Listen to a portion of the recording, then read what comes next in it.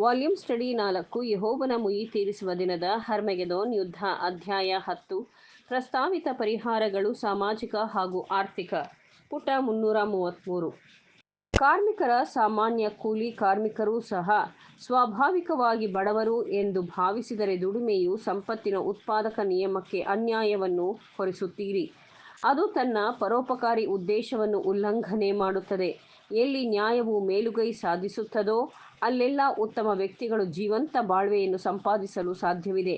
ಅತ್ಯಂತ ಅಸಂಸ್ಕೃತ ಸ್ಥಿತಿಯಲ್ಲೂ ನೈಪುಣ್ಯತೆ ಸಾಧ್ಯವಿದೆ. ನಮ್ಮ ಕಾಲದ ಕಾರ್ಮಿಕ ಉಳಿತಾಯ ಅಂದರೆ ಶ್ರಮದ ಉಳಿತಾಯ ಯಾಂತ್ರಿಕ ಸಲಕರಣೆಯೊಂದಿಗೆ ಎಲ್ಲರೂ ಹೆಚ್ಚು ಗಳಿಸಲು ಸಾಧ್ಯವಾಗುತ್ತದೆ.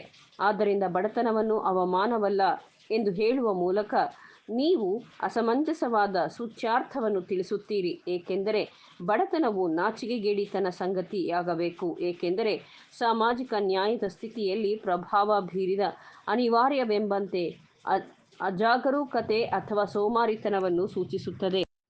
ನಿಮ್ಮ ಪವಿತ್ರತೆಯು ಸಹಾನುಭೂತಿಯು ಬಡವರಾಗಿರುವ ಕೆಲಸಗಾರರಿಗೆ ಎಂದು ತೋರುತ್ತದೆ. ಇದು ಹೇಗಿರಬೇಕು? ಹಾಗೆಯೇ ಕೆಲಸವಿಲ್ಲದ ಐಶ್ವರ್ಯವಂತರಿಗೂ ಕರುಣೆ ಪಡಬೇಕಲ್ಲವೇ?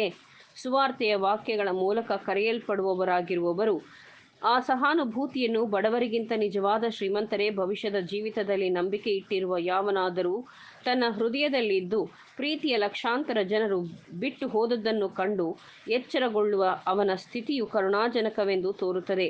ಈ ಜೀವನದಲ್ಲಿಯೂ ಸಹ ಶ್ರೀಮಂತರು ಎಷ್ಟೋ ಕರುಣಾಜನಕವಾಗಿದ್ದಾರೆ.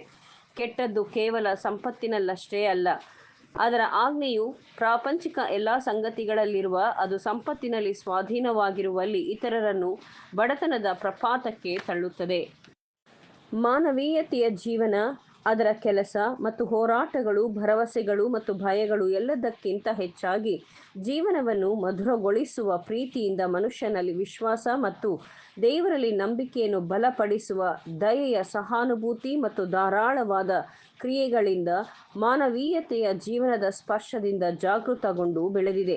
ಶ್ರೀಮಂತರು ಮಾನವ ಸ್ವಭಾವದ ನೀಚ ಭಾಗವನ್ನು ಹೇಗೆ ನೋಡುತ್ತಾರೆ ಎಂಬುದನ್ನು ಪರಿಗಣಿಸಿ ಅವರು ಹೇಗೆ ಅತಿಯಾಗಿ ಹೊಗಳುವವರು ಹಾಗೂ ಮುಖಸ್ತುತಿ ಮಾಡುವವರಿಂದ ಸುತ್ತುವರೆದಿದ್ದಾರೆ. ಕೆಟ್ಟ ಪ್ರಚೋದನೆಗಳನ್ನು ತೃಪ್ತಿಪಡಿಸುವುದು ಮಾತ್ರವಲ್ಲ, ಅವುಗಳನ್ನು ಪ್ರೇರೇಪಿಸಲು ಮತ್ತು ಉತ್ತೇಜಿಸಲು ಅವರು ಸಿದ್ಧ ಸಾಧನಗಳನ್ನು ಕಂಡುಕೊಳ್ಳುತ್ತಾರೆ. ಆದ್ದರಿಂದ ಬೇರೊಂದು ರೀತಿಯಲ್ಲಿ ಗಳಿಸಿದ ಸಂಪತ್ತಿನ ಸ್ವಾಧೀನವು ಮನುಷ್ಯನಲ್ಲಿ ಉದಾತ್ತವಾದುದನ್ನು ಕುಂಠಿತಗೊಳಿಸುತ್ತದೆ ಮತ್ತು ವಿರೂಪಗೊಳಿಸುತ್ತದೆ. ದೇವರ ಆಜ್ಞೆಗಳನ್ನು ನಿರ್ಭಯದಿಂದ ತಪ್ಪಿಸಿಕೊಳ್ಳಲಾಗದು. ಮನುಷ್ಯರು ದುಡಿಮೆಯಿಂದ ತಮ್ಮ ಆಹಾರವನ್ನು ಸಂಪಾದಿಸಬೇಕು ಎಂಬುದು ದೇವರ ಆಜ್ಞೆಯಾಗಿದ್ದರೆ, ಆಲಸ್ಯಗಾರ ಶ್ರೀಮಂತರು ನಿಭಾಯಿಸುತ್ತಾರೆ ಮತ್ತು ಸಾಧಿಸಿಕೊಳ್ಳುತ್ತಾರೆ. ಸಂತೋಷಕ್ಕಾಗಿ ಬದುಕುವವರ ಜೀವನದ ಸಂಪೂರ್ಣ ಖಾಲಿತನವನ್ನು ನೋಡಿ, ಅಸಹ್ಯಕರ ದುರ್ಗುಣಗಳನ್ನು ಬೆಳೆಸುವ ಮಾರ್ಗದವರನ್ನು ನೋಡಿ, ಬಡತನದಿಂದ ಸುತ್ತುವರೆದಿರುವವನು ಸಂಪತ್ತಿನೊಂದಿಗೆ ತೃಪ್ತಿಗೊಂಡು ಸ್ವಲ್ಪವೂ ಅರ್ಥಮಾಡಿಕೊಳ್ಳಲಾರದ ಅವಸಾನದ ಕಳಪೆಯಾಗಿ ಅರಿತುಕೊಳ್ಳುವವನ ಭಯಾನಕ ಶಿಕ್ಷೆಗಳನ್ನು ನೋಡಿ, ಶ್ರೀಮಂತ ವರ್ಗಗಳ ನಡುವೆ ಬೆಳೆಯುವ ನಿರಾಶಾವಾದವನ್ನು ನೋಡಿ, ಅದು ದೇವರ ದೃಷ್ಟಿಯಿಂದ ಮರೆಮಾಡುತ್ತದೆ, ಮನುಷ್ಯರನ್ನು ತಿರಸ್ಕರಿಸುತ್ತದೆ. ಅದು ತನ್ನ ಅಸ್ತಿತ್ವವನ್ನೇ ಕೆಟ್ಟದ್ದೆಂದು ಪರಿಗಣಿಸಿ ಮತ್ತು ಸಾವಿಗೆ ಭಯಪಡುತ್ತಾ ನಿರ್ನಾಮವಾಗಿ ಹೋಗಲು ಹಂಬಲಿಸುತ್ತದೆ.